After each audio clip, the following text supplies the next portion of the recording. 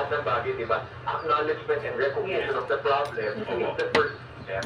Sa Metro Manila pa lamang ay 36% ng mga estudyante na ngayon po Good morning mga followers, ang hirap pa rin mga kapatid. o simpleng math. Unahin yung basic Like and share naman natin. Mga pagpatabay grade 3, marunong pag-add, subtract, multiply, divide by grade 3. Kahit yun muna, yun lang ang makamit natin, malaking tagumpay na po para sa mga bata.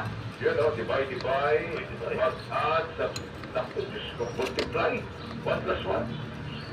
Lumabas naman sa pag-aaral po na panghuli sa buong mundo ang Pilipinas sa grade 4, Math and Science Ranking. They might be standing or going to school every day, sitting inside the classroom, not understanding what they are hearing because to begin with, they are not basically literate.